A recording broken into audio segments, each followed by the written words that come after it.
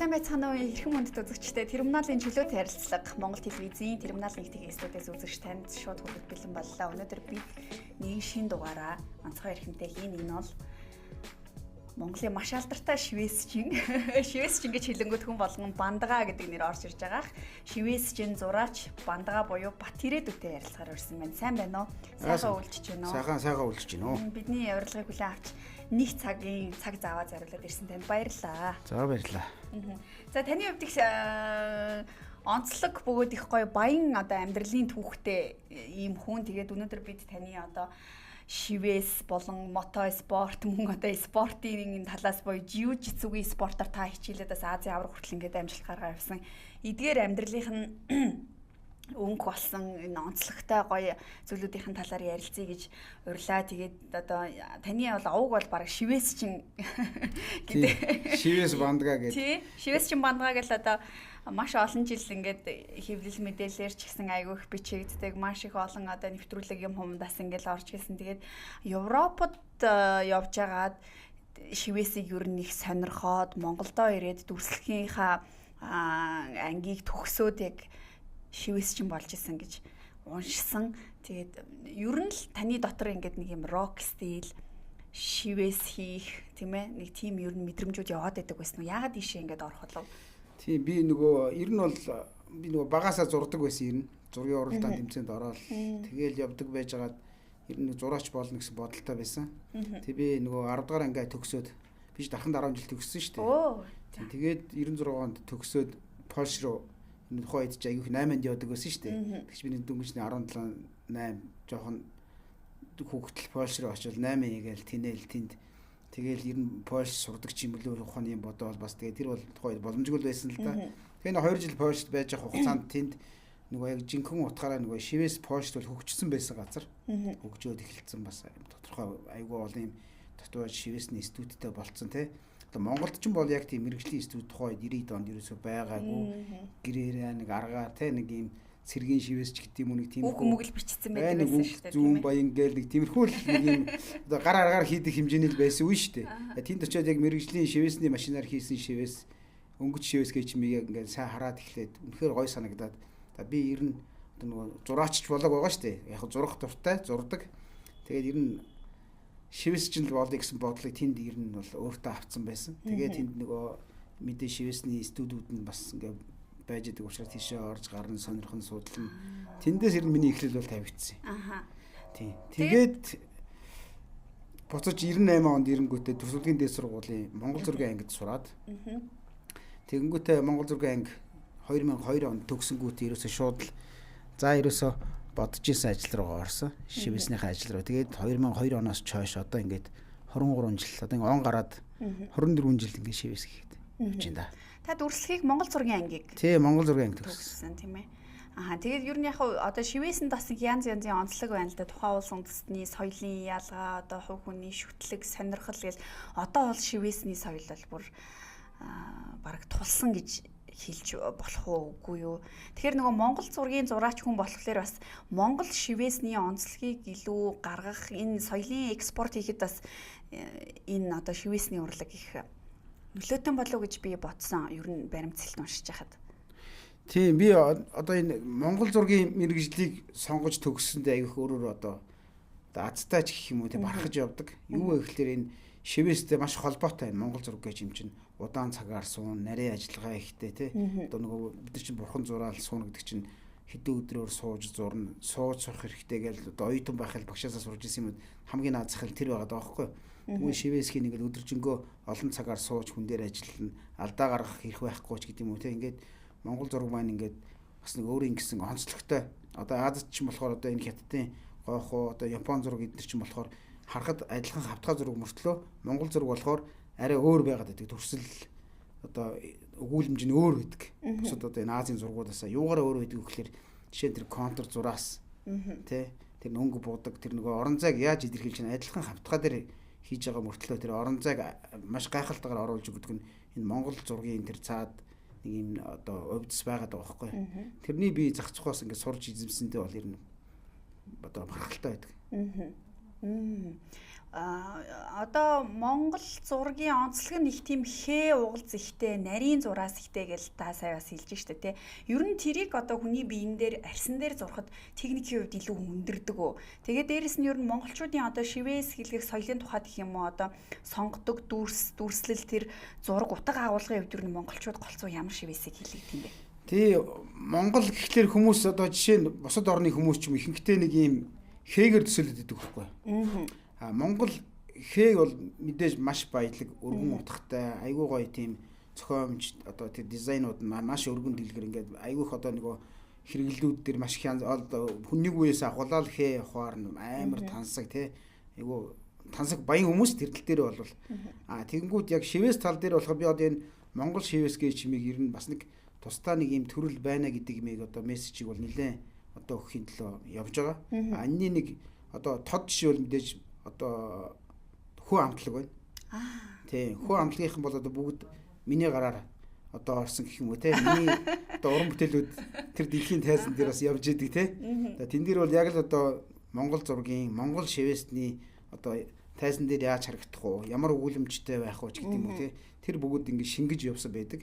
Ерөнхийдөө бол Монгол шивэсний гол онцлог гэх юм бол мэдээж одоо тэр контр, хавтгай, уусгал, дагнаас гэдэг юм уу тэрийг бол арай өөр одоо гадныхны аргаас арай өөрөөр хийдэг. Гол утга нь болохоор монголчууд болохоор ер нь нэг тийм бэлэгдэл дуртай хүмүүс байдаг. Одоо сайн, сайхан, хямарлаг, эрүүл ингэж идэм үү одоо ингэ дандаа бэлэгдлийг харж одоо шивэснийхээ сонголтыг хийдэг.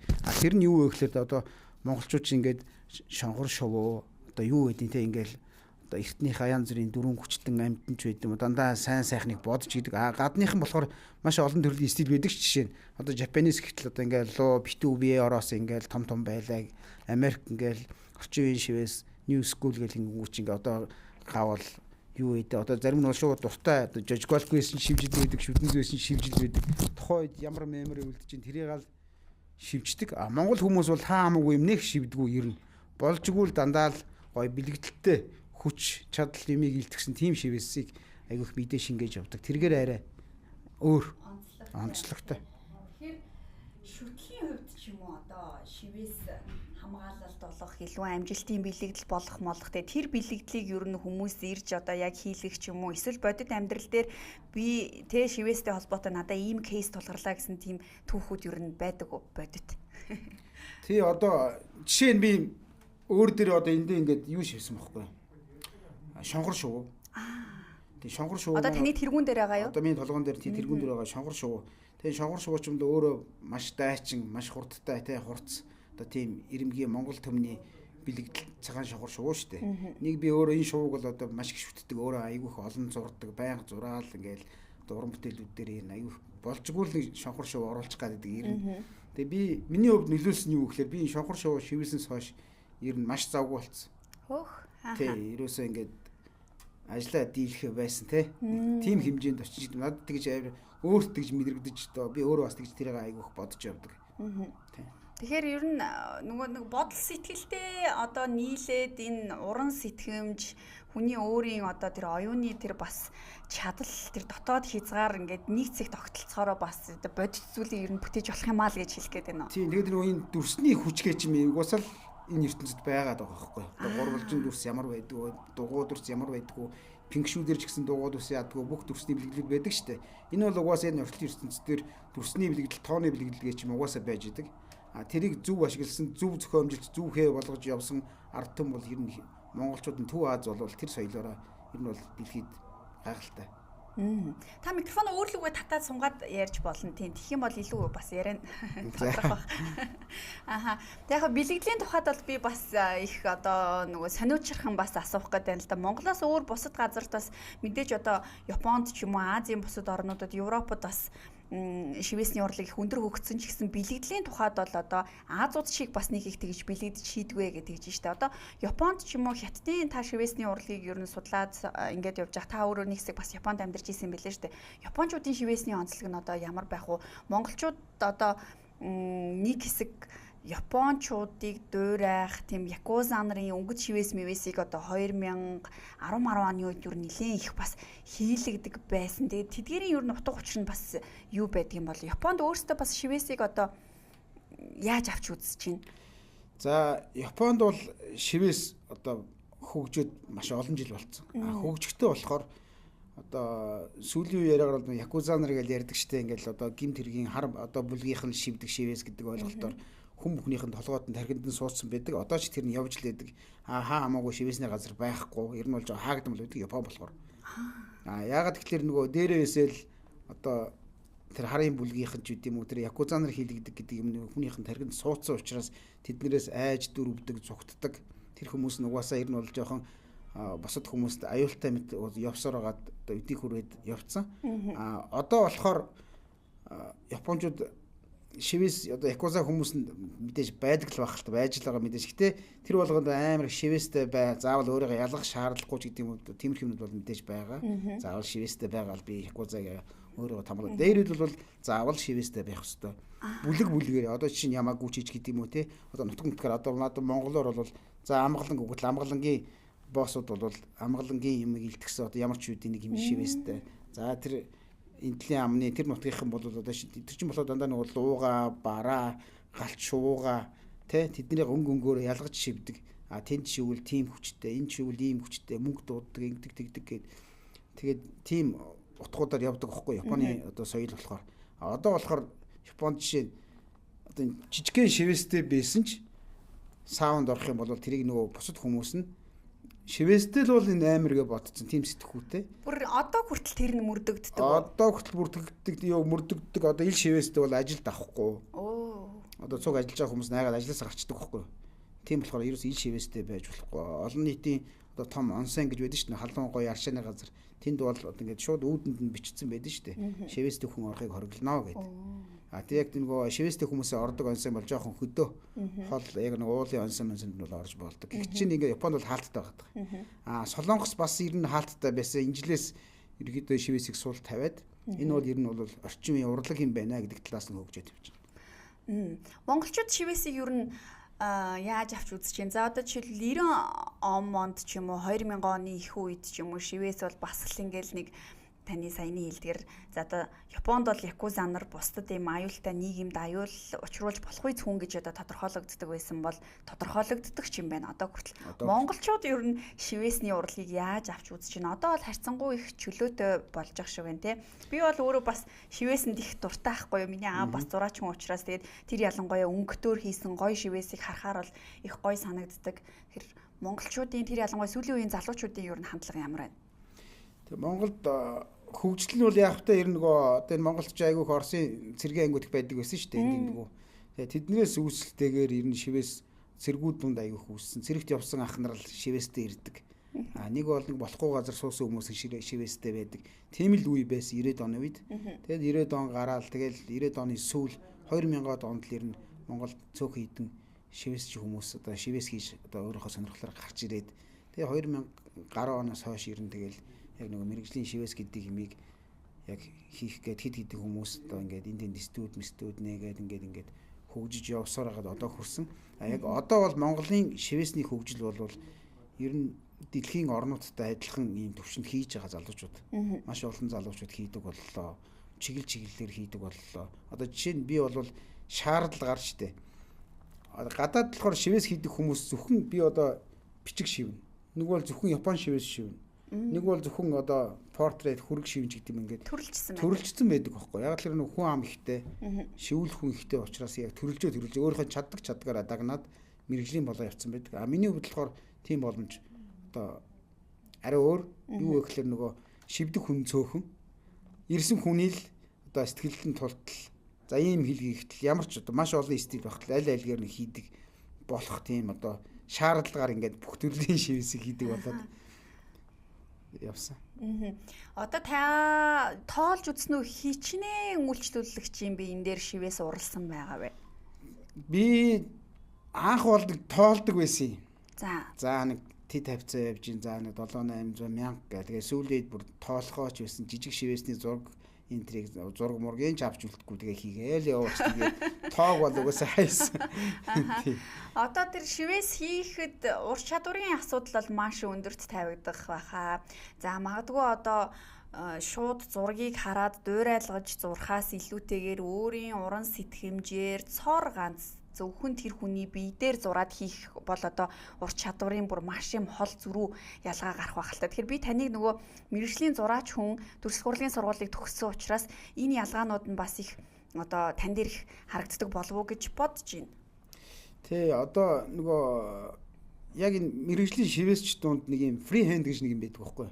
А тэр нь юу вэ гэхээр шууд хүний биен дээр нь одоо зохиогоод шууд шинээр зохиож зурж байгаа асуудал واخгүй шууд шивж байгаа асуудал. А ийм шивээс чинь болвол чадвартай байх юм бол үнэлгээ нь хамаагүй өндөр. А зүгээр одоо нэг интернетээс ч юм уу нэг номон дээрээс копидж аваад копидж буулгаад шивдэг шивээс бол явахтай те байдаг л асуудал واخгүй. Дахиад нэг газар очиход яг адилхан шивээс төвөнд таарах магадлал маш өндөр واخгүй. Одоо интернетэд байгаа зургийг яг адилхан шууд хуулаад дармалдаал копидол ингээл шивчих юм бол дахиад таарна ш нэг газар Вьетнамд явжсэн ч юм уу адилхан шивэстэй явжвал хувцас адилхан таарах бол байх те. А шивээс адилхан таарах бол жоохон хэцүү байдаг байхгүй яг адилхан шивэстэй хүн таарах юм бол жоохон эвгүй ирнэ.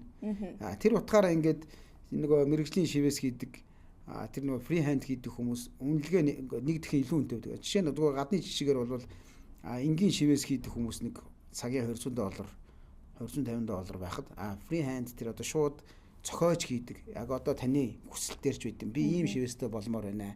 Ийм бодож явж байна. Ингийн ихтэл яг тэрнийхэн дагуу зураач нь өөрөө артист нь бүх юмаа бодоод өөрийнхөө зохиомжоор ингээд шивэх юм бол тэр цор ганц. Тэр шивээс хийж байгаа хүн жүнтэй хийн өөрийн чинь бүтээлч дэлхийд цор ганц гэсэн үг. Тэр утгаараа маш үнэтэй зүйл болох байхгүй. Одоо нөгөө цор ганц гар урлалаар хийсэн бүтээгдэхүүн гэдэгтэй л ерөөсөө яг адилхан болж ирсэн тийм ээ. За бараг тэрнээс ч үнэтэй хүн өөрийнхөө одоо ихээс төрсэн биен дээрээ тамга тэмдэг тавьж байгаа юм. Насан турштай байх цор ганц хувцлал гэсэн үг шүү дээ ерөөсөө. Ааха. Тэгэхээр нөгөө монголчуудыг илүү одоо сүсэг бишрэлтэй илүү одоо агуулгын хувьд ч юм уу утгын хувьд их гүн утгатай бодож төлөвлөж хийлэгдэг гэдэг ингэжсэн. Тэгэхээр яг одоо фри ханд буюу шууд одоо танд ботсон санснаа хилээд нэг иймэрхүү утгатай юм хийлгмээр байна гэд хийлэгдэг. Тэрний дараа үйлчлүүлэгчийн сэтгэлд нийцэх, эс нийцэх ер нь кейсүүд хэр их гардаг вэ? Энэ бол бас өөрөө их жоохон одоо ур чадвараас гадна бас биен дээр дахиж арилахгүй зүйл учраас сэтгэл ханамжийн хувьд харилцаалгүй байдаг болов уу хүмүүс яадаг юм бол? Тэр болохоор нөгөө тухайн артистаас л болно л доо. Жоохон чадвар муутай артист дээр одоо сайн судалгаагүй очоод за энийг хийлгээ юм гээд амар гоё юм өсөө очдөг жоохон муу юм гарах ч юм уу тийм тохиолдол гарах мэдээж энд байгаа л бах. Энэ бол артистаа сайн судлах хэрэгтэй. Тий. Артистаас 100% хамаарах нь. Артистаа сайн судлаад гэтээ очоод артистаа 100 итгэж хэлэх хэрэгтэй. Нэг итгэсэн бол шууд л хэлэх хэрэгтэй. Тэгэхгүй бол одоо зарим нэг үйл хөдлөл байдаг л да. Ингээд бүх юмаа яриад окей болчоод хийж яхад энийг жоох ингэхөө, энийг ингэчмэр ч юм уу гэ ингээд нөгөө миний бодсон юмд оролцдог хүмүүс байдаг байхгүй. Жишээ нь би одоо хөгжмийн зохиолч балхчав дээр очиод би хөш энд нэг ийм нот энэ дээр ингээд дуурчвал яад ингээд дуурвал би одоо болохгүй үстэй. Гэх чинь яг чаддаг хүнд нь чаддаг юм даатгаад итгэсэн бол шууд тэгэл 100 итгэл суугаал хэлэх юм бол тэр бүтээл маань илүү гоё болно. Харилцан хүндлэлтэй байх хэрэгтэй байна тийм ээ. Ер нь их дундуур нь их оролцох ч юм уу яг шивээс хийгдэж явах явцад энийг өөрчилчээ тэрийг өөрчилчээ гэдэг бол их түүхтэй адил үүсгдэг байх тийм ээ. Тэр маш хэцүү. Маш хэцүү. Хаяа нэг тийм тохиолдол гарна. Гэтэ тэрнээс болоод одоо алдаа гарахгүй л дээ. Хийх хугацаа юм өөрчлөгдөөл яваад байдаг аахгүй. Ингээд удаач байд юм ингээд. Анх би энэ ч нөө ерхий скетч одоо зураг гаргацсан байгаа шүү дээ. Тэрнийхээ дагуу ингээд бодсон бүх юм бот. За ингэж уусгах нь ингэж харагдуулна. За ийм стилээр явна ингээд бодсон юмыг хийж явах дундаас нь одоо үйлчлэгч ингээд нэг жоох ингэмээр байна. Бас чирэл толон дараад ингэж ингээд тэгэхээр жоох хэцүү байдаг аахгүй. Эхнээсээ л сайн ойлголцох хэрэгтэй хамгийн гол. Тэгэх юм бол дараа нь алдаа гараад үл ойлголцох асуудал ерөөс гарахгүй. Та түрүү ярилцлагын хэлсэн өнгө дүрс бол өөрөө энерги юм а гэдэг нь тодорхой болсон гэж. Та энэ тал дээр хэр их судалгаа хийдэг вэ? Хэр их судалгаа хийж, хэр их уншиж одоо дүрсний бэлэгдэл, өнгөний бэлэгдэл ер нь энэ дэлхийд дахин шивээсний соёл моёлтой холбоотой баримтсэлт дээр ер нь хэр ажилтдаг юм бол? Тий би одоо энэ хээ дүрсний чиглэлээр бол маш олон жил анх шивээс чиглэсэн сошиал судалж байна. Энэ бол угаасаа барагдахааргүй том урлаг байгаа байхгүй. Жишээ нь над дээр нэг Шинэ Зеланд хүн орж ирсэн байхгүй. Тэрнээс өмнө болохоор бид Шинэ Зеландын тэр одоо тэр Маори ихийг хүмүүс шивж өгдөг л байсан шивүүлээгээд одоо Двин Джонсны нэг юм хээ байдэн шүү дээ. Тэр хэмээг чи Монгол залуучууд зөндөөр шивүүлсэн байдаг. Тэгээ би тэр шивээсний яг нарийн утгыг нь бол за ер нь бол ингээд гурвалжин нь бол газар тариалан одоо энэ халимны соёо одоо акулын шүдмүүд гэдэг юм ингээд тэр нэг дүрс хэлбэр болгоно нэг юм хилдэм байлээ л дээ. Тэр нэг ирсэн үйлчлэгчийн биен дээр нь яг тэр нутагтаа шивүүлсэн шивээс нь байсан байхгүй. Тэгээ би асуусан энэ ямар утгатай юм бэ гэж асууж байгаа хөөх. Тэгсэн чинь за энэ манай одоо удмынх энэ нутагт ингэж амьдарч агаад ийм одоо газар тариал ирэхлээд ингээд тэгж нас ороод дараа нь ингээд баг ургийн бичгшг юм байдаг байгаа байхгүй. Тэгээ би ер нь бол тийм одоо Маориг бол нэг амар хийхийг хүсдэггүй. Мэдгүй тийм биш үү? Тий, одоо чинь тухайн хүний л юм байгаа байхгүй одоо. Манайхаар бол ургийн бичг нь байгаа байхгүй. Одоо нэг түүх мүх өөрөөтэйгөө холбоотой юм аа л тэр дүрсэл гурвалжин дөрвөлжин баахан зураас юу байдیں۔ Те тэргээрээ дүрслэл хийцэн байгаа байхгүй. Тэрийг манай залуучууд мэдгүйгээр шууд гой харагдаж ийн гэж хараад шууд хуулж хийгээд байгаа. Тэр бол ер нь жоохон дими асуудал.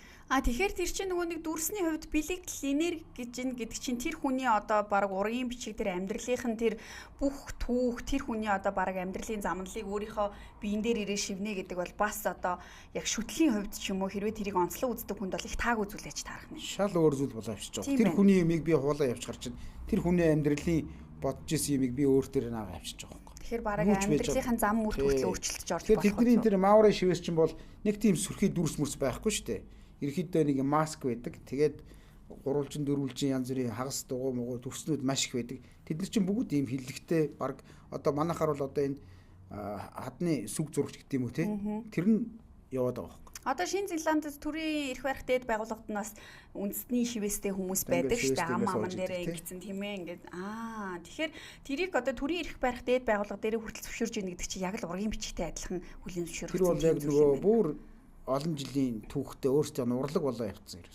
Тэгвэл энийг хэсгийг бол бас их анхаармаар юм байна. Яг тэгэхээр Монгол залуучууд нэг хэсэг мөрөн дээрээ гарынхаа шуун дээр айгүй хийм хээнүүд ингээ хийлгсэн байхгүй тий.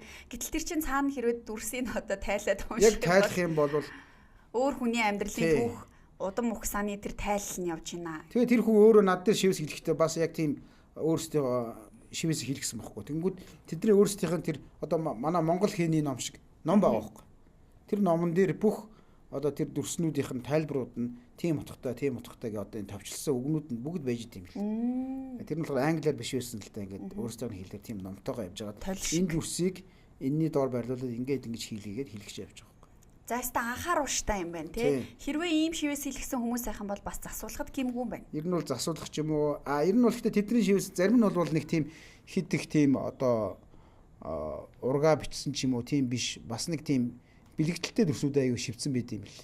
Хүч чадал одоо энэ аль ч орны шивээсэнд хүч чадал одоо эр зөргийг илтгэсэн шивээс маш их байдаг л та. Одоо жишээ нь Японы одоо тэр якуза нарын шивээсэн дунд бас энэ одоо энэ галчшуу гэдэг шууны шивээс бас их байдаг байхгүй. Тэр шивээс мэн ямар учиртай юм гэхэл ихэд яг Япон талтай болохоор муу зүйлээс хамгаална. Эмгтэй хүмүүс нь ихэнхдээ шивүүлдэг. Хор идсэн ч хордохгүй. Тэр мань нөгөө дахин амилдаг гэсэн утгатай тийм шүү ш нөгөө үнсэн дотроо үнсэн халуун үнсэн нурамаас дахин амилан төрдөг. Тэгээд тэр нөгөө нэг хор идсэн ч хордохгүй гэдэг утга нь айгүйх давмгаалж явдаг юм билээ. Тэгээд нөгөө өөрсдөө хамгаалж л байгаа байхгүй тэр чинь. Одоо жишээ нь тэр Япончууд одоо энэ Азийн хятадыг шивүүлдэг одоо koi fish мөрөг загас биш үү? Энэ мөрөг загас чинь болохоор өөрөө болохоор бас домогтой. Эдгээр чи бүгд одоо ингээл домогтой цаана гэдэг. Ер нь ихэнх соёл Азад байгаа даахгүй энэ бэлэгдлийн соёлууд л байна. Тэр загас жишээ нь дандаа урсгал сүрж явдаг. Урсгал сүрж явсаар гад голын ихэнд очиод хүрхрээ өөд өсрээ гарч ирэнгүүтээ луу олдог гэсэн тийм домогтой. Тэгээ тэр загсыг айгүйх шивүүлдэг. Тэр загас нь болохоор нөгөө эд мөнгө аварсыг дууддаг. Тэгээ нөгөө урсгал сүрж явдаг гэдэг утгаараа маш их хөдөлмөрч. Тий. Юмд шантрахгүй зүтрахгүй гэсэн тийм утгатай. Бас их сонирхолтой юм байна. Тэгвэл одоо зарим тохиолдолд алдаатай шивээс хийлгсэн хүмүүс засварлуулах нь ер нь хэр хүнд байдаг вэ? Ер нь шивээс засварын тухайд бас ур чадварыг хэрэг шаарддаг вэ? Одоо огт боломжтой ч юм уу, огт боломжгүй ч юм уу, огт засварлаж болохгүй шивээс гэж ер нь байдаг уу? Тийм шивээс анхны хийсэн хүн одоо хэр хийсэн байна, яг зөв зориултын будаг байсан уу гэдгээс хамаарат ганц нэг шивээс азаараа арилгах магадлал бол жоохон байгаа. Одоо сүүлийн аппарат жоохон сайжирсан шүү дээ ер нь. Гэтэл хүний арьс буцаад яг өөрийн байгаа шигээ цэвэрхэн боломж хизээж байхгүй. Тэгэхээр ер нь бол шууд дарж хийсэн айгу зөв сонголт болдог байхгүй. За лазер талаа ихлээр дахиад өвдөн, дахиад мөнгө төлнө. Буцаад яг өөрийнхөө арьс шигээ болохгүй учраас дахиад шивээс хийлгэнэ. Одоо маш их мөнгө зарцуулах нь шүү дээ ер нь бол. Тийм болохоор ер нь зүгээр яг чадвартай хүн дээрээ очиод яг зөв аргаар яаж дарах уу гэдэг юмыг л сонгосон хамгийн зөв зам ер нь бол. Ер нь одоо жишээлбэл таны кейс дээр маш их хүнд ч юм уу засварлах боломжгүй ер нь тийм кейс таарж ирсэн үү? Бүр засварлах боломжгүй зүйл гэж бол байхгүй. Яг л нөгөө энэ сүүлийн үед шивээс хөгжөөд блокаут гэдэг тийм шивээсний стил гарсан байхгүй. Тэр нь болохоор яаж тэр стил жанр шинээр гарсан гэхлээр хуучин засварлах боломжгүй шивээснээс болж тэр стил модонд орсон. Тэр стил нь ямар юм гэхлээр одоо хуучин шивээсийг тэр чигээр нь хараар будчихдаг. Тэр чигээр нь томоор хараар будаад одоо энэ хэсэгт ийм шивээсээ үлд энэ хэсгийн тэр чигээр нь ингэж хараар будаа. Гэтэ энийг гоё ингэж хээ шиг болгож ингэж үргэлжлүүл дээш нь явуулж дахиж эндээс нэг өргөн хараа оруулж ингэж оруулж ирдэг ч юм уу ингээд тэнгүү тэр тусдаа урлаг болоо хөгжөө явцсан байхгүй. Бүр битүү ингээд хуучин шивээстэй тэр нь ерөөсөө таалагдахгүй бол зарим хүмүүс нь нэг гараа тэр чигээр хараар будчих чинь эхлэв. Битүү хар өнгөөр ингээд одоо энэ хар цамц шиг болгоод дээрээс нь идэгснийхэн дараа цагаан өнгөөр хээ тавиад бас тэрнийг өөр төрлийн шивээс болоо авчиж байгаа байхгүй. Тэр нь бол хамгийн эцсийн зам бол тэр зам. Битүү хараар будаад дахиад шинээр цагаанаар явах боломж байна гэж тий. Одоо таны бодлоор эсвэл таны туршлага дээр ингээ харж байгаад хамгийн хүнд, хамгийн хэцүү, маш тийм сорилттой шивээсний төрөл дүр дүрслэл ер нь юу байсан бэ? За хамгийн их цаг ордог нь л ер нь хэцүүдээ орно доо. Тэгээ одоо энэ уусгалтай шивээс хөрг шивээсүүд бол хүн бодоход хэцүү байхгүй ер нь. Яг адилхан яаж хийх юм болж гэдэг юм уу те ингээд. Тэр бол ингээд харьцангуй амархан. Хамгийн хэцүү удаан сууж хийгддэг шивээс болохоор одоо энэ яг энэ түрүүний битэрээ ярьсан Японы якузандрын шивээс. Энэ маань болохоор ерөөсөө зөвхөн тэр нэг үүл тухайн дүрс баатар загасных нь зөвхөн тэр нэг контрын хажуутлаар л зөвхөн биений арьс цухиж үлддэг. Ер нь бол үлдээхгүй ч гэдэг. Тэгэл тэр чигээрээ будалд орно гэсэн үг. Ийм хөнгөн уусгалттай одоо энэ shade гэж ярьдаг байхгүй уусгалттай. Тийм хөнгөн уусгалттай шивээс үуч маш бага цаг ордог байхгүй. Яг Япон шивээс бол гэж хөнгөн уусгах шивээс байхгүй. Хүн харахад хөнгөн өнгөтэй саарл үүл байгаа ч гэсэн тэр заавал битүү шивгөө орж иж идэгснийхаа дараа яг тэгж гоё харагдаж чаддаг.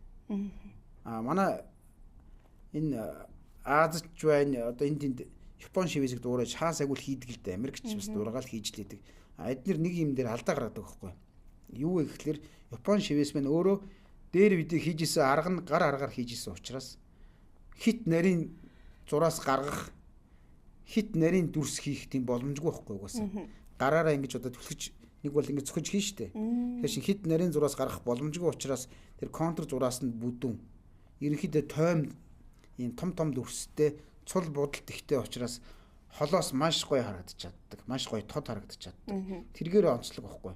Тэнгүү сүүлийн үе одоо бид нар чинь хийж байгаа машин өөрчлөгдөөд ийм нарийнхан зүгүүтэй одоо энэ маш нарийн ажиллагаатай машинуудтай болсон байхгүй юу? Дээр ийм гар аргаар шивдгээс өөр.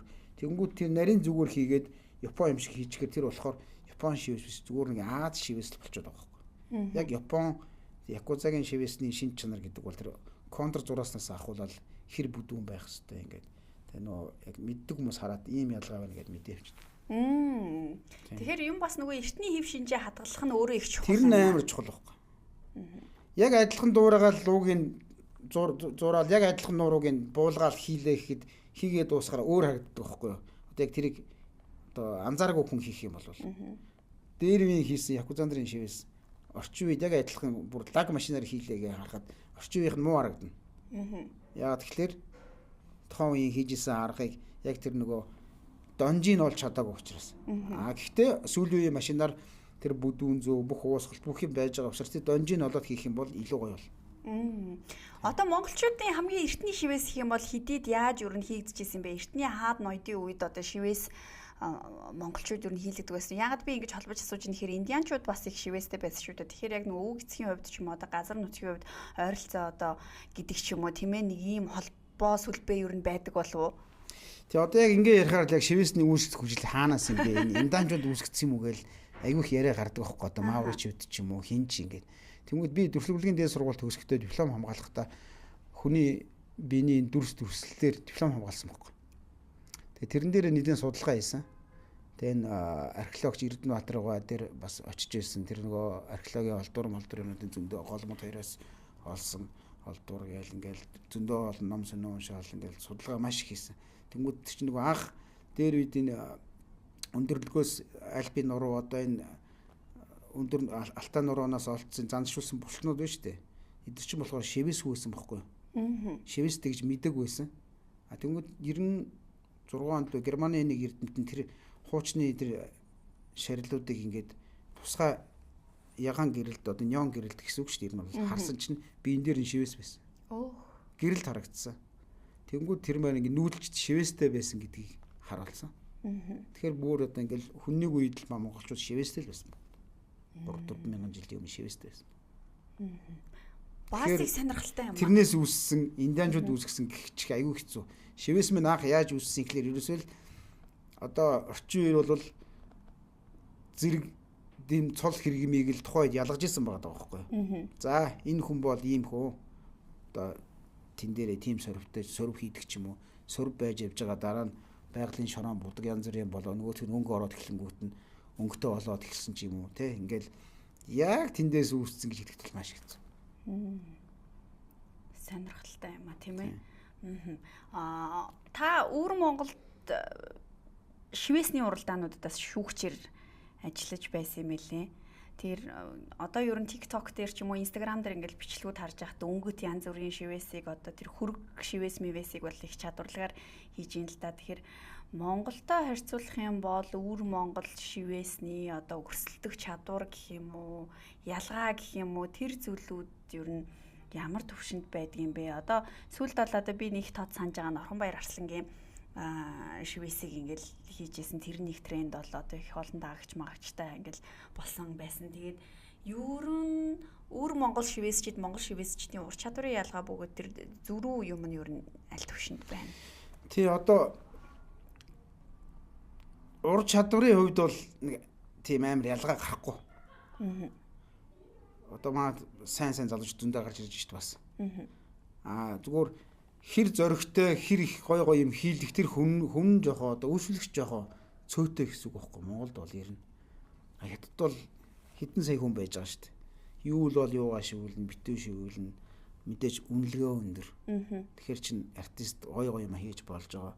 Монгол болохоор тэр жоохон тутмаг хүний зөвхөн таны хүснийг л хийн.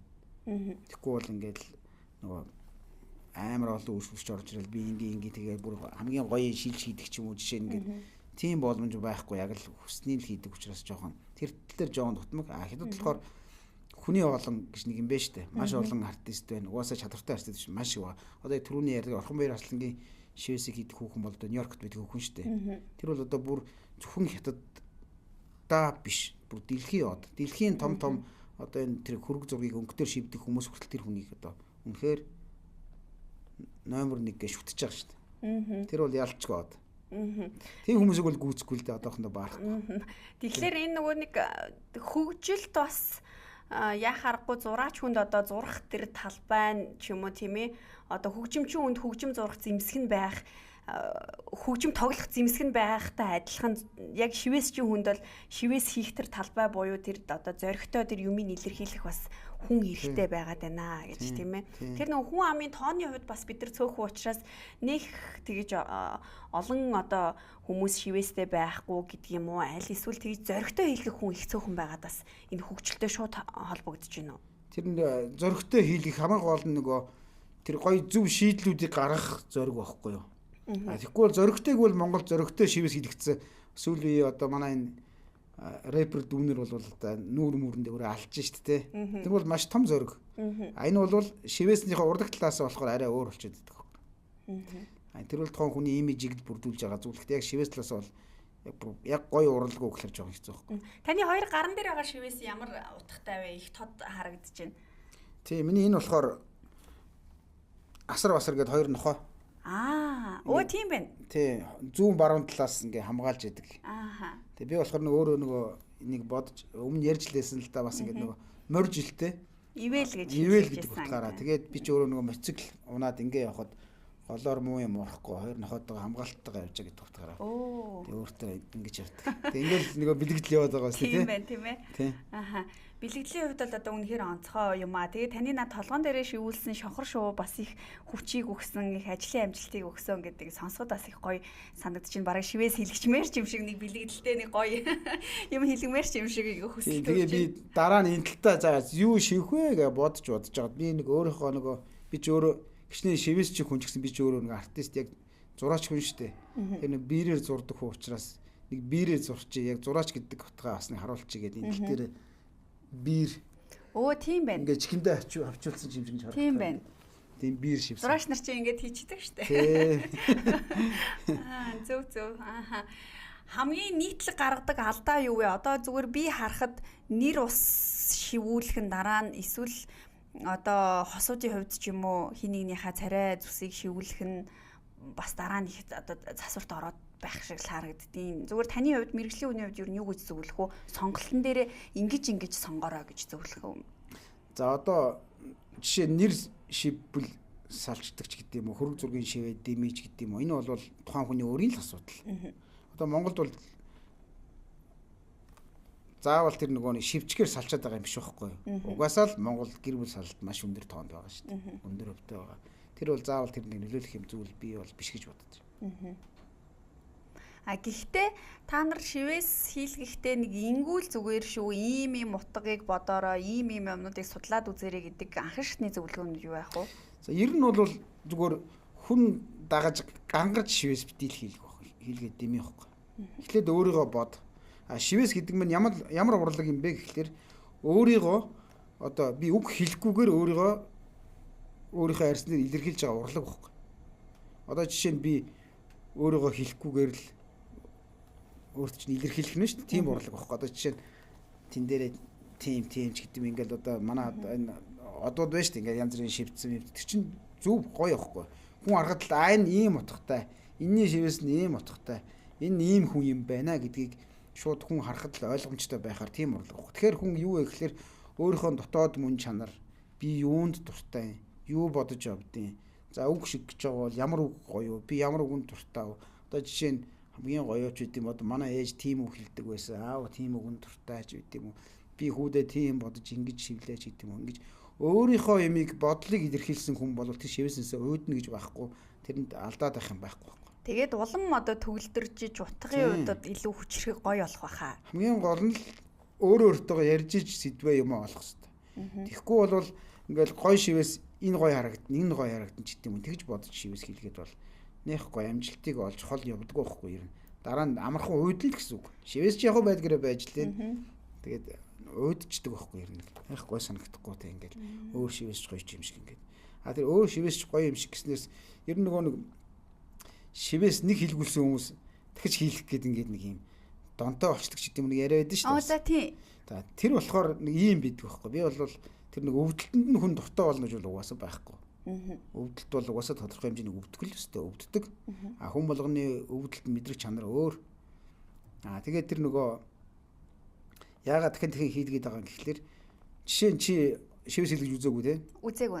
Тэг. Нэг ингээд шивээс анх удаа шивээс хийлгсэн хүн шивээсээ хийлгчээд очиод толинд өөрийгөө шивээсээ харах тэр одоо мэдрэмж филинг гэдэг байхгүй. Тэрийг нэг авсан хүн тэр мэдрэмжийг л дахиж авах гээд байдаг байхгүй. Илүү гоё болох гээд байна. Зөвхөн тэр мэдрэмж өөр юмнаас авдаггүй мэдрэмж байхгүй. Өөр юунаас ч авдаггүй сонир мэдрэмж үүдэг. Тэрийг ингээл нэг шивээстэй болол ингээ хараал ингээл одоо шивээстэй болсон хүмүүс гэдэг байхгүй. Гэртээ очил байнга толиндоо хардаг гэжтэй гэл тий. Анх авсан тэр мэдрэмжийг аваад идэх байхгүй. Тэгэл тэрэнд шивээсэнд дуурлаа тэгж хийлгэх гээ яваад байгаа. Мэдээж тэгээд чинь шивээс чи гоё штэ ингээд олон болоод ингээд өөрийнхөө имижийг бүрдүүлээл гоё өөрийгөө илэрхийлэл авах юм бол улмал өөрт нь гоё өөртөө хүч өгөөл гоё бэлэгдэлтэй бол бүрэл гоё те ингээд гоё хийцтэй бол бас гоё ингээд Одоо та бол өөрийгөө биен дээрээ шивэсгүүгээр огт төсөлж чадахгүй бах. Тэгээ шивэсгүү бол одоо нүцгэн мэд тийм ирч хүчгүй ч юм уу сул тойроо мэдрэмжийг авах уу?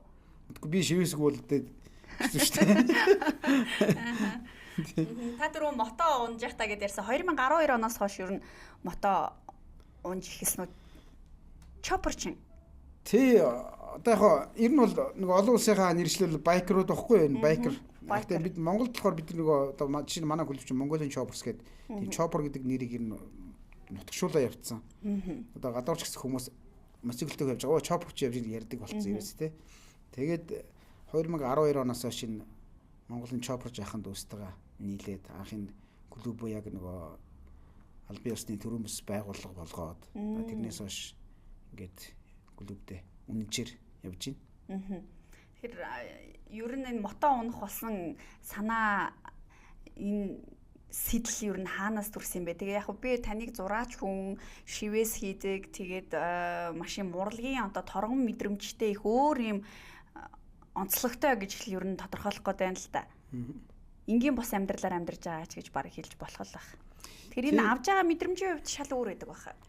Тэгээд миний амьдрал чинь яг энгийн бус л та ер нь. Яг нөгөө нэг би яг өөрийгөө хэлэх юм бол яг цэвэр хоббигоор л явж байгаа. Миний бүх юм хобби. Одоо шивээс би анх хобби тий. Хоббигоор явсаар байгаа сүлд одоо энэ чинь энэгээр амьдарч шít одоо ингээл 20 хэдэн жил шивээсээр амьдраа явж байна. За дээрэс нь мотоцикл бас л хобби. Тэгээд хоббигоо хөгжүүлээд бас ингээд клуб болоод бүр олуулаа болоод олон клуб маань Монголд нээгдээд нийлж гоё баяр наадам хийдэг болоод ингээд бас л хобби тий. Тэгээд түрүү нөгөө жижигцүү ярьсан бас л нэг юм барилдах ингэх ноцлдох Монгол хүний энд бүгдэнд л байдаг шүү дээ ирчүүдийн тэрийгээ бас гүйцэлдүүлж явж байгаа тэгэл. Мотоцикл одоо өөрөө нөгөө экстрим бас төрөлтөө ер нь орно шүү дээ тийм ээ. Одоо ославаар гэхэд ингээл шууд бие дээр бэрхтэлгийн мэдлэг ирэх ч юм уу. Тэгээ энэ дээр та бас одоо шивээснийхаа бэлэгдлийг их гоё оруулж өгсөн юм. Жишээ нь одоо хоёр гартаа хоёр нохоотойгоо ингээм хамгаалттай явж гинэ гэдэг ч юм уу. Тэгээд бас мотоцикл ундаг хүмүүсийг харахад ялангуяа энэ chopper ундаг хүмүүсийг харахад их тийм дандаа бас шивээстэй хүмүүсээ тиймэлээ. Тэгээ ихэнх нь ер нь тань дээр очиж шивээсээ хилэгдэг үү?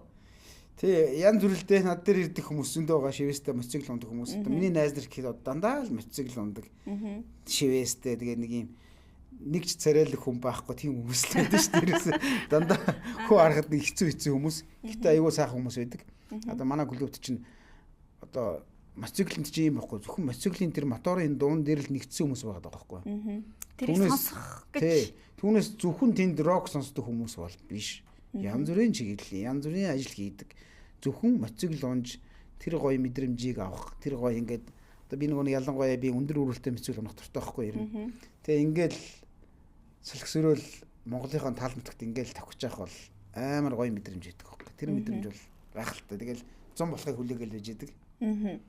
Одоо жишээ нь тэр тийм одоо бас өндөр децибелийн дуу чимээнд тэр чинь явж байна. Дээрээс нь ингээл маш өндөр өрүүлтэй явж байна. Дугууны хувьд маш өргөн байна. Техник маань өөрөө хүнд байна. Тэгэхээр ичнээс ер нь одоо та тэр давхих кафег авч нэг чинь өөр бусад тэр татдаг тэр одоо даалт гоо зөвслөн нь юу юм бэ гэж би асуух гээд байна. Гэхдээ одоо тэр мотоциклтэй явж байгаа одоо тэр юу байхгүй юу? Одоо жишээ нэг би ганцхан ялгаа ярьчих. За. Одоо жишээ манай Монголд гаднаас ингээ мотоциклтай аялагч нар ирдэг байхгүй юу? Тэнгүүт жишээ нь хятадаас аяух одоо мотоциклтэй хүмүүс ирдэг болсон манай талын хэлэх наадмыг зориод эренгүүт нь бид нар ингээд монголоор аялаа гэ аваа явчих гэхлээр тэд нар байна Монголын нөхцөлд явж чадахгүй. Маань зам нүхтэй хөдөлгөөн хэцүү те сөрөг урсгал шууд ингээ ороод ирдэг. Мал хонор ороод ирнэ. Айгүй хэцүү байхгүй. Гинт явж идэл зам засвар шороолоо орох болно. Тэд нар хизээж шороон дээр явж үзээгүй хүмүүс байдаг. Шороол ороод бүгд ингээд унаад хэцүү байдалд ордог. Тэнгүүд биднийг хэлж байгаа байхгүй. Та нар бол яалчгүй мотоциклыг жинхэнэ ундаг хүмүүс юм байна монголчууд. Та нар морих ундагтай ч холбоотой байх л гэж хэлж байгаа байхгүй. Тэгээ яалчгүй тэр бол тийм ялгаа байгаа монголчууд. Маш хэцүү нөхцөлд мотоциклыг унж өөртөө кайфыг авч явдаг. Тэгээ тэр бидний мотоцикл унж явж байгаа одоо тэр чинь бол нэг тийм амар ундгүй хүмүүс төр тийм амар гоё жаргал биш байхгүй юу? Бороо ороод шуурал тий халуун унааранд юу ч үдэнтэй ингээл мотоциклтэй ингээд ятаргаа байдгүй юм уу гэдэг ч асуудаг хүмүүс байдаг л да. Бид нар тэр болгоно илүү гоё жаргал байгаад байдаг байхгүй юу? Шууд моцикл дээр ингээл өдөржингөө гоё бороонд норж явж шалбар нороол гоё өдөөсөө чинь нар гараал очиод хээр шууд зүлгэн дээр хөвтөл майхнаа зоогоол галаа хасаагаал өөртөө бол ягээд дуртай газараа унтаал энэ жаргалыг эдэлж чадах хүн монголчуудаас өөр дэлхийд өөр хаанч байхгүй монголчууд л Монголдоо л ингэж гоё аялж байгаа байхгүй. Энэ бүхэн хамгийн сүүлийн үйлдэл энэ жаргалыг амсаж байгаа хүмүүс ч монголчууд байхгүй. Үйлдэлчтэй. Дуртай газараа майхнаа зоогоод дуртай газараа майхнаа зоон дуртай газараа он амар штт те. Ийм газар дэлхийд байхгүй штт. Ганцхан Монголд байна. Энийг эдэлж байгаа айгу сүүлчийн ховор хүмүүс чинь тийм.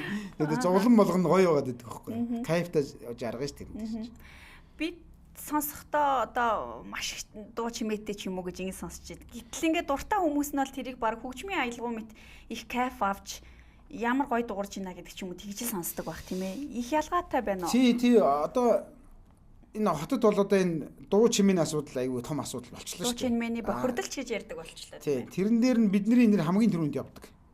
Хамгийн түрүүнд. Анх бол бид нэр моциклийн дуу янд нь чанга авиллогоо гэж боддог гэсэн. Дөнгөж анх хэлж яхад бол тэгэл яндангаа хөндөөлөгч байд юм одоо тиймэрхүү мэдхгүй те чанга дуурах гал нөө яг зориултын яндан байж хат мэдхгүй тодорхой навч байж юм ингээл муухай одоо бодохоор тэр бол өстой аимшиг муухай юм ижсэн байгаа байхгүй. Одоо болох юу гэхээр яг гоё брендийн яндангуудыг хийчихээр бусдад тийм төвөгтэй биш. Гоё сонсогддог байхгүй.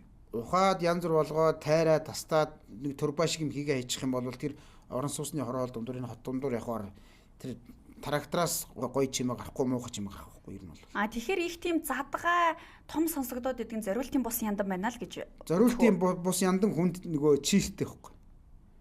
Түүнээс одоо энэ сүүлийн яндангууд ч болохоор дисплей гэж ярьж байгаа ерөөсөө энэ дисплей нь тийм өндөр биш мөртлөө тэр дугуйлт нь нэг юм гоё морь төвөрж байгаа юм шиг ингээл дүг гэл гоё хаарлын дуунууд байдаг шүү дээ моциклийн дуунууд яндан Harley Davidson нэг л ер нь ундаг шүү дээ тийм ээ. Тийм Harley Davidson Yamaha Honda гэдэг олон загварууд байна л да Монгол. Ихэнхдээ бол Harley Davidson-ийг л одоо нэг төлөөлөж хүмүүс ярьдаг. Тэгээ маш олон төрлийн яндан хийдэг. Тэр яндангууд нь одоо хөгжчлөө шүү дээ. Тэр яндангуудыг манай хотод 20 гэвэл басж байгаа аюу хэцүү байхгүй. Тэр яндан чи өөрөө яг л моциклийн үйлдвэрээс нь гарч байгаа яндантай адилхан дисплей дуурж байгаа мөртлөө илүү гоё дуурал гоё л дуурж байгаа байхгүй. Тэгэнгүүт л тэрийг энэ шаардлага хангахгүй гэж одоо жишээ Монгол одоо жишээ одоо хавар болохоор дахиад бөөн хэрүүл болно. Одоо энэ яндангийн дуу чимээний моциклийн одоо бие биендээ гоё хүлээцтэй байя. Зөвхөн моциклийн дуу чимээ биш энэ Улаанбаатар хотод машины сигнал ямар байгаа хэлээ. Том дуутай машинууд зөндөө л байгаа. Дисплейд яг хэмжих юм бол бараг л одоо энэ G class ч гэсэн тэнцэхгүй л байхгүй. Яг үндэ бол янданд нь тулгаал хэмжих юм бол 80-90-ээс дээш гараад л явчихдаг. Тэгэхээр бие биендээ гоё хүлээцтэй бай, шүн өрөө хаалцгаа болъё, байр орон сууцаар тэ аль болох төрж зөөлөө орцгоё гэдэг юм ингээд бие биендээ гоё хүлээцтэй л бай бөөндөө нэг хотод байгаа юм чи. Тэгэхгүй бол бие биенийгээ ад үзээд байх юм бол угаасаа Монголд Улаанбаатарт таалагдах юм байхгүй болж байна. Багтахгүй болно бас. Өнгөрсөн 7 хоногт бид нэр Дакарт 2 дахь удаага оролцох гэж байгаа мөрөнтэйгөө ярилцсан. Тэгээд бас хэлчихсэн. Яг таны хэлснийг хэлчихсэн. Дуу чимээний тухайд одоо энэ тээврийн хэрэгслийн тэр моцикл унах соёлын тухайд хамгийн түрүүнд эхлээ биднийг буруутгах гэсэн чи одоо бид нар бол баг тийм ээ тэр ялангуяа мэрэгжлийн хүмүүс нь бол хамгийн их ёс зүйтэй ингээ байдаг. Ер нь харилцан ойлголцол их чухал гэ. Тэгээд энэ нөгөө бусдыг хүндлэх одоо хүндлэл тэр хандлагаас ер нь бас их юм хамаарад байх шиг байна. Би таныг одоо бусдыг их шүүмжлэх дурггүй бусдад сүрэг юм их хэлэх дурггүй хүн гэж сонссон. Тий би ер нь одоо жишээ нь миний Facebook дээр нэг ч янз бүрийн юм одоо шеэрлэл ингээл одоо өчнөө сенсац байна шүү дээ 7 хоногт хичнээн сенсац болоод байгаа. Би нэг ч тийм шеэр хийдгүү. Нэг ч хүний юм дээр чи юм аста юм тийм гэж нэг ч хэрүүл хийдгүү. Хайгаад үдсэн ч болно. Зүгээр л хөвгчлөлтөө маркаар ганц нэг комент л бичдэг. Ер нь бол тэгж байна. Тэгээд түрүүний ярьснаар одоо нөгөө бас л энэ дуу чимээний асуудал ба шүү дээ. Энэ дээр энэ Монголд моциклчд анх хөгжөөд одоо ингээд бүгд клубуд болоод тусдаа сонирхолоороо нийлдэггээр ингээд тусдаа клубуд болцсон байхгүй. Эдгээр маань бүгд хоорондоо ингээд эвтэй найртай бүгд нэгдээд Монголын моциклтын зөвлөлгээд болцсон. Энэ клубчснийх нь одоо гавья юу юм бэ гэхээр эдгээр маань бүгд нэгдүгээр хамгаалтын дуулга каск одоо бүх юм өмсөж байна. Хоёрдугаарт гоё зохион байгуулалтаа явж гин, дүрм журамтаа явж гин. Яг тэгэхээр ийм ялгарх хувцастай явж байгаа, унаа явж байгаа учраас би энд тэнд хаамаг үйл хийхийг хүсэхгүй клубийнхаа нэрийг бодно. Хүн амтэн чинь бас нэг соёлыг төгөөж байгаа хүмүүс их хотын соёлыг. Тийм учраас энэ клубчсан одоо энэ клубүүд маань бол янз бүрийн алдаа дутагдал гаргахаас одоо ингэ зайлсхийж явдаг. Аль болох одоо энэ тэнд мотоциклээ хаацдаггүй ингэ тэгээ бие биендээ баян уриалж явдаг. Энэ бол маш зөв үйл явж байгаа хүмүүс шүү. Манайхаа гоё ойлгож яваа. Бисээ таныг ингээ харсан чинь Mongolian Choppers гэдэг тэр бөөрийнхээ дотор байна. Хажуу талд нь Brotherhood Vice President гэж байгаа юм уу? Дид ерөнхийлөгч гэж байгаа юм уу? Тийм дид хэрэглэгчийг 15 оноос хойш хийж байгаа. За 10 жил болсон байна шүү дээ. Тийм 10 жил болж байна. Тэгээ энэ Brotherhood гэдэг нь болохоор энэ манай утгачин болохоор нөгөө Монголын Chopperч ахын дүүс байхгүй юу? Тэгээ нөгөө ахын дүүс гэдэг нь болохоор бас эн чинь учиртай. Клубд орох гэж эхлээд одоо миний арт талд одоо ингэ нөгөө энэ логотой хувцас байгаа шүү дээ. Одоо энэ арт лого тэрийг шууд одоо чи чинь манай клубт орлоо гэж бодоход бүтнээр нь авахгүй. Эхлээд проспект ингээд одоо чамайг шалгах гэж штэ. 3 жил шалгадаг байхгүй юу? Энэ үнэхээр эрчүүд дунд бидний дунд одоо яг хань болж яг нэг ахын дүүс болж явж чадах хүн мөн үү биш үү гэдгийг шалгадаг тийм шалгуур байдаг байхгүй юу? Хөөх. Тэгээ эхний жил явна, дараа жил яваад дээдлийнхний бичгийг авна, 3 жил явж иж голын яг нөгөө одоо манайхаар бол энэ манай клубөр бол голын баатар авдаг байхгүй юу? 3 жил яваад яг манай үндсэн гишүүн бол. За чи бол бидний одоо ахын дүүс муу юм байна гэж жинхэнэ гишүүн болж эхэлдэг байхгүй юу? Тэгээ энэ Brotherhood маань бол дахиад бас харна. Энэ хугацаагүй харна. Үнэхээр бас гоё байвал жинхэнэ Brotherhood болно л гэсэн. За тэр хооронд сахилга бат хандлага бүх юм нь харах юм байна. Бүх юм харна. Тэгэл тухайн одоо жишээ нь зам нийлэхэргүй элдв ааштай байд юм. Одоо энэ олон залуучууд чинь одоо тэр тухайн дэг олон дунд янз янз юм байна. Харж сайн зөв сонгож явахгүй бол нэг муу хүн ороод ирвэл бүгд л муу хүн болно. Ер нь бол тий нэг юмнаас болж. Тэгэхээр бид нар шинэ хүн авахдаа маш болгоомжилж маш их одоо шалгаж авдаг. Бас энэ нь нэг талдаа одоо нийтийн байкерчд гэж байгаагийнхаа нэр хүндийг бас хамгаалж байгаа явдал болж байна. Одоо энэ бид нар ч болохоор шууд л одоо энэ дүрмийг зохиоч өгөө байхгүй юу? Одоо энэ олон улсын энэ мотоклуб MC гэдэг байгаа эдний энэ одоо Америкт ингээл клуб зөндөө байна шүү дээ бас одоо бүр үсээд биш 50 жил 60 70 жил болсон клубүүд байна. Эдний энэ ерөнхий дүрмийг аваад Монголдоо жоохон хөрсжүүлж буулгаад тэд нар болохоор жоохон дүрм хитрхи чанга. Одоо хийж байгаа үйл ажиллагаа нь хэцүү. Тэ одоо зэвсэг хар тамхи юу гэдэг ингээл тиймэрхүү аргаар мөнгө олж ингэж одоо базж явдаг ч гэдэм үү. Тийм одоо гадны клуб зөндөө байгаа шүү дээ. Монголынх болохоор бүгд ийм хүмүүнлэгийн сайн сайхны чиглэлсэн сайн үйл их хийдэг. Одоо жишээ нь ингээл энэ тэнд хог цэвэрлэх ингэх гээл одоо гал унтраах ч байд юм уу. Сайн үйлсийн аян их хийж явдаг. Тийм хүмүүнлэгийн чиглэлийн хүмүүс байхгүй. Гэхдээ яг адилхан MC гэсэн нэг хоёр хүчтэй байдаг. Хүмүүнлэгийн болон нөгөө төл нь бол одоо жоохон буруу аргаар явдаг хүмүүс гэсэн үг. Монголд бол дандаа хүмүүнлэгийн чиглэлийн үйл ажиллагаа ханд тусламж сайн дурын үйл ажиллагаа сайн дурын нэгдэх те. Чи хамгийн гол нь одоо хүмүүс бодохдоо энэ нийлээд юу хийдин гэдэг байгаа байхгүй. Энд бид нар чи хангуул нийлээд цаг зав бүх юмаа гоё гаргаад эн чин нэг амьдралын гоё нэг боломжийг гоё өнгөрөө чадчихлаа байхгүй Монгол. Тэгэхгүй бол Монгол тэр болгон гоё боломж олдох хэцүү. Ямар ч хоббиг байх бүр хэцүү шүү дээ ер нь бол. Би бол одоо ямар ч хоббиг хүмүүсийг бол бас жоохон гайхдаг. Яаж болоод тэгэл өглөө яваад ажил дээр ингэ сууж орой ярил унтаал ингээд тэр одоо яах вэ мэдгүй би л нөгөө яг ямар ч юмд баригдаагүй насаараа тэгээ явцсан болоо ч юм би бол тийм хүмүүс ирсэн гэж ойлгодог шүү. Хобби бол нэг бодлын сэтгэл засал нөгөө талын бас хүн дэг журамтай нийтийн соёлд нийгмийн соёлд өөрийгөө зөв авч явахад бас их чухал тийм ээ. Тухайн хүний стрессээ тайлах их боловсон арга нь одоо хобби байна. Яг үнэ нөгөө стрессээ тайлах гэж юм чи энэ дээр ч давхар явж байгаа байхгүй. Олон гоё найз нөхдөд олон цагийг зөв боловсон өнгөрөөнө гэдэг чинь тэр чинь тэгэл тохон хүн гэртээ бөгөө байж байгаа орон тэр хооронд өчнөө гоё зүйл болоод. Эсвэл Facebook дээр хин нэг харааж доромжлохын оронд гараад сайхан хоббигоор стрессээ тайлаа тийм ээ. Сайхан гараа хааллаа та нэг мотоцикл аваад та. Яаж жил нисгэн замруу ганц сайхан хаалчаад ирэхэд бүх юм хаягдсан шүү дээ. Тийм ээ. За хоёулангийн ярилцлага 3 минутын дараа дуусах гэж байна. Яа суултан дуусчихна. Харин тийм нэг цагаас л их хурдан өнгөрч байна гэд манай зочид тэгдэндээ хоёул жиу-житсугийн талаар ярих гэж байна. Би таныг жиу-житсүүдийг сонин тохиолоор орсон гэж сонссон. Цагаан сарын бэлгэнд клубийн 1 сарын явах ирэх аваа тэгээ санаандгүй байж байгаа тэмцээнд орсон чи алтан медаль аваа цаашлаа бүд Азийн аваргаас хүрл авчаад ирсэн. Одоо тэгээ жицүүгээр та хичээлж байгаа юу хэсэг завсарласан байгаа юу? Яг нэг сүүлийн нэг хэсэг жоохон завсарласан байж байгаа. Тийм. Гэтэ бол угаасаа жицүүгээс изэж гарахгүй хаяхгүй. Би ч нэг өмнө бас тодорхой хэмжээний жин нэмэгдэлтэй ер нь би 80 гаруй хэлтэй байсан. Одоо бол би 70 гаруй дээр ингээд зогссон ерөөсөө. Болцсон нэг хэсэг хийгээгүй ч гэсэн жингээ ингээд яг гоё бариад гоё яваад байгаа. Маш гоё спорт шүү дээ. Одоо яг монголчуудын хамгийн сүүлийн үеийн эрүүл мэндийн хамгийн гоё спорт жижигцүү л байгаа. Жижигцүү бол нэг тийм тулааны чимшиг, барилдааны чимшиг холимог техникүүдтэй харагдаад байдаг шүү дээ, тий.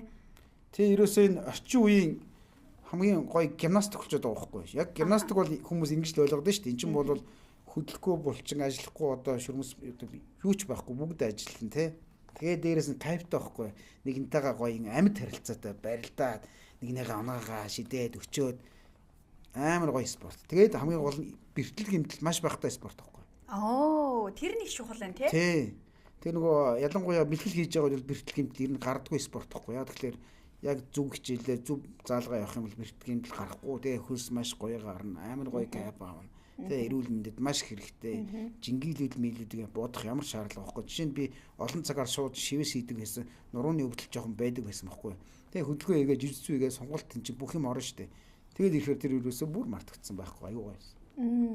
Тийм гоё. Тэгээ та Азийн аварга хүртэл яваад Азийн улсын аваргаас алтан медаль, Азийн аваргаас хүрэл медаль штэ тий.